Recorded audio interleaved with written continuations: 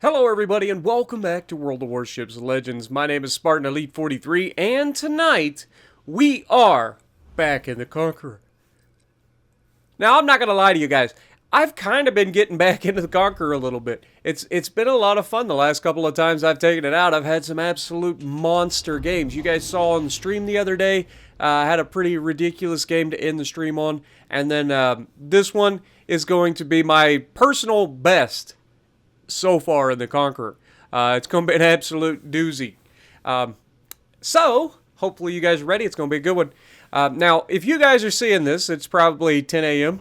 On Tuesday, which means there is going to be an Ultimate Admiral Dreadnought's Taskmaster Tuesday challenge coming up at noon. So please check that out if you want to see some good old Taskmasters footage. Because I enjoy them. I really do. And I'm glad that the Taskmasters are back. I think the game offers a lot more variety now than was when we ended the Taskmaster Tuesday challenges. But hopefully you guys will give it another shot. See what you guys think, if you guys enjoy it or not. Also, what do you think about the Conqueror in general? Like, I feel like Conqueror is kind of cheap. I feel like it's just dirty, man. This thing is actually dirty. Now, obviously, we're in a bit of a pickle right off the bat because we're going to fire our guns here in a moment. And I'm going to realize a little too late that I actually have AP loaded. Which at this range and at the angles that I'm shooting at things, just not going to do much of anything. At least not nearly as effectively as the HE would. Now, I have always said that the HE of the Conqueror is its biggest strength. And that is the truth. Like, the biggest strength of the Conqueror is its HE. Like, make no mistake. These are literal nukes that this thing fires. Not only is it capable of hitting you for 20,000 damage with HE, but it's also capable of setting multiple fires at a time. Now, we've almost completed our initial turn to get around this stupid island that spawns right here next to us, which is good. I didn't want to go in front of it because I feel like that leaves us too open to getting attacked. In hindsight, was it a good idea to try to go around the backside? I don't know. But luckily, this cruiser's coming over to give us some lateral thrust to give us a little bit more of an edge to get around this island. Unfortunately for him, it's also going to put him in harm's way. Now, you can see I'm trying to look at maybe shooting the Yamato here. Don't really have a shot. And we're going to just drag our little lamprey here along. I don't know what you would call them. Little sucker fish. Isn't that what they're called when they, those little fish that attach themselves to sharks? Aren't they lampreys? I forget. But, yeah. He's gonna once again try and fail to get around my ship. I don't know, man. He's the more maneuverable ship. I'm going in a direction, and this man is put himself in my way twice now. So, it's not my fault. And unfortunately for him, he gets to come with me. And he's going to take a hit with this Conqueror, and he's going to set 2 fires on us. I think he had 1 going initially. So he sets another fire on us and also set a fire on the cruiser, but the cruiser DCs, I DC, and we're going to just keep touching this Conqueror. Now, it's taken us a while to get this fight going, but I promise this fight gets much more entertaining here in the near future. Now, obviously, we've got the Conqueror here. He put out a single fire early, and not only do we have him burning, but he's also about to take torpedoes, and that's going to cause a flood. So, a lesson to the wise, or a lesson from the wise: stop extinguishing single fires unless you're not going to be taking a damage over time in the near future from either another fire or a flood. Stop doing it. You're screwing yourself over so much. This is why so many people die so early in the match, and it's solely due to poor damage con management. But either way, you can see we're stacking up quite a bit of damage. He goes down to the flood of the Akazuki, so we don't get the kill for that, or we don't get credit for the kill there. But we did a good chunk of his damage. And then, of course, we're going to start the barbecue, and we get the insta-double fire, and that's a perma-double on the Yami. Now, I tend to not like to shoot at people once I double fire them, because you just don't know who's going to be running the fight fire with fire skill. And by setting a further fire, you're going to do yourself a disservice. more often than not. So I would rather find out that I should have shot somebody and got another fire potentially, or just let the guy die. He's got less than a third of his health left. He's double fired permanently. He's likely to die. I say as he's obviously put out the fire or he's been killed. He's not been killed yet because the only one that's died is the Conqueror, so he clearly put out the fire, right? Yes, he did put out the fire. But somebody else is burning him. He's going to, or he's actually flooded to death. So, good on them. But we are going to come over here. You saw there was a Conqueror headed, or a GK headed this way, a Vladdy headed this way. There's also a Siegfried over here. And we're going into this fight with roughly 60,000 damage starting. So, we've got our work cut out for us if we're going to be able to pull this one off. Now, we do have a div mate. You guys may not recognize the name of the div mate as Depressing Storm, but you have seen him before, and it is Stormcat. So, don't normally division up, but they hit me up, and they were like, hey, I've got some time later, you want to do some ships? And I was like, let's do it. So, that's what we did. It's been a while since we got together and did some ships. But, yeah, we got a hit on the Siegfried. He backed off. He managed to only barely stick his bow out there, which is real unfortunate. But, yeah. We're going to do our best to try to set as many fires as possible. I mean, we've already had pretty decent RNG with 5 fires already. For no more than we've actually shot. But we hit the GK out there. We get a fire on him. He's going to damage Connet, and it's just like, why do you people do this? Now, in his defense here, he's going to have quite a while before I can actually set another fire on him because he's going behind a big island. So in this particular instance, I think he probably was justified in putting out that single fire. I'm not going to be able to hit him for quite a while. So now, Vladdy, on the other hand, he's coming out from behind an island. He's going to be in a situation where I am going to be able to hit him again. So he probably shouldn't put out a single fire. But unfortunately, we only get 2 hits on him and didn't even get a fire. So 10 seconds, we'll be able to get another shot off. I'm looking at the Vladdy. I'm looking at the Siegfried. We're angled relatively decent. The Conqueror doesn't have the most armor in the world, but it does have a decent belt. Now here we get a good shot at the Kerfurs. Remember, the Kerfurs, it should still be on damage con cooldown, and there's a permafire. And Stormcat punches him also with AP. Now, I'm about to show just how nasty this ship can be if you're given an opportunity to use the AP. Don't get me wrong, I've always said that the AP on this ship is fantastic, it just doesn't have the penetration angles. But at 9.3 kilometers on the broadside of a Kerfurs, you better be sure. You're darn sure that I'm going to be loading AP for the next salvo. Now, here, I was pretty confident that these torpedoes weren't going to hit me.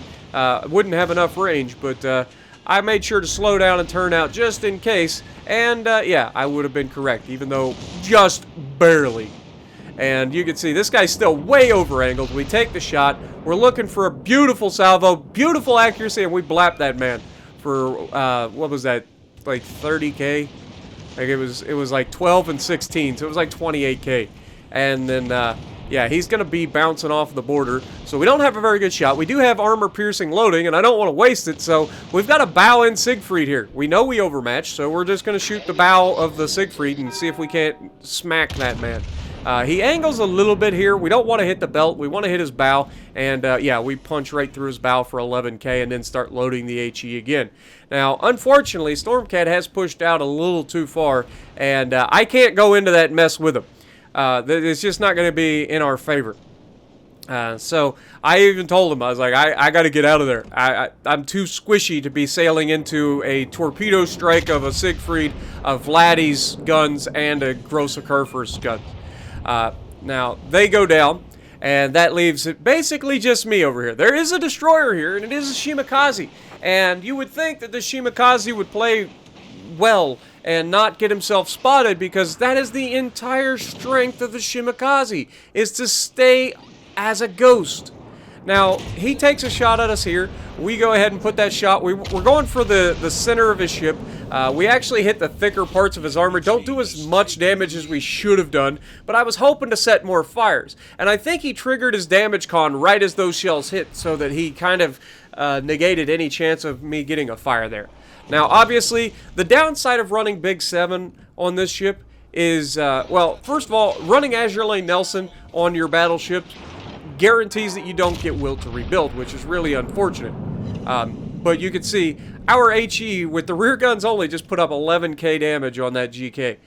So we are fully capable of killing him with basically an overmatch. I mean, nobody overmatches the bow of the GK, not even Yami, except the Conqueror with its stupid HE.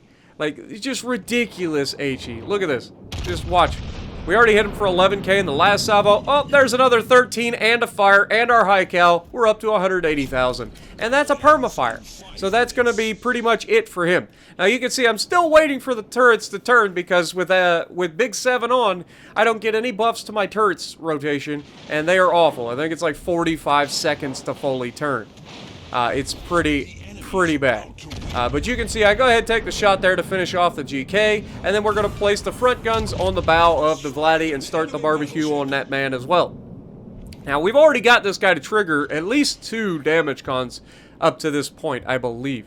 But it doesn't really matter if he's damage conned or not, because he's not going to be able to survive very long against the HE that I'm going to be able to put out. Now, Vladdy is very well armored, everybody knows it, but just watch the damage that we're able to inflict on the bow of the ship if we can actually hit it. Come on, Conqueror. What was that? But that's better. We get a hit and a fire. And, of course, that's going to be ticking for a little bit. He's going to damage con it. There goes another one of his damage cons. We're about to have the rear guns on target. And again, we're at 198,000 damage already, and we are not done yet, folks. Fire the rear guns, and we blap him and get a double fire. And those are double perma-fires, even though it's a Russian battleship, so it doesn't really mean anything. But we blap him with the front guns, and that's going to finish him off. But unfortunately, we did lose our Shima, which is going to really hurt us in the long run. Our battleships that have been backlining it with the carrier the entire game, they're kind of hurting us here, not going to lie. But there's nothing I can do about it. All I can do is try to get into position to actually have a chance to win this game. Now, you may be noticing that there is a ship of some sort in the Bravo cap. Now, there are 2 destroyers. It could very well be a destroyer. But I didn't think it was, because the destroyer that is spotted is heading towards the carrier and the battleships. And then I figured the other one was following closely behind. So I was thinking that this was the carrier that's in the middle cap. And turns out I was correct. Now, their Yami gets a high cal, but he is immediately removed shortly after by our battleships. So our battleships are still fighting, even if they're not been the most effective in the game. They are still at least giving us a chance to win here. Pobeda managed to take out our Gross Kerr first, and that leaves just a Yami, our carrier who just went down to their Yami. And it's just me and a battleship versus, and I believe it's a Yami, so it's our Yami and me versus their carrier, their destroyer, and their Yami. Now, their Yami is being bombarded by our Lexington and our Yami, and manages to finish him off. Now, there's still 1 destroyer somewhere out there, and you can see the carrier is now focusing his attention towards me. Now, it turns out the carrier is actually Exaflex, and I didn't realize that. Well, I did realize it after, like, we get into the fight here. But at the time, I had no idea it was actually somebody who I know from the channel. So, the carrier launches his attack. Of course, it's Russian, so I'm turning in, trying to avoid it. You can see I am just shredding his planes, which is actually kind of impressive, because Conqueror not known for its AA. And especially considering we've been in a fight for most of the match. We've been shot at by Conquerors, we've been shot at by the secondaries that grows Kerr first, we've been shot at by HE from the Siegfried. We've had a little bit of everything going in this one.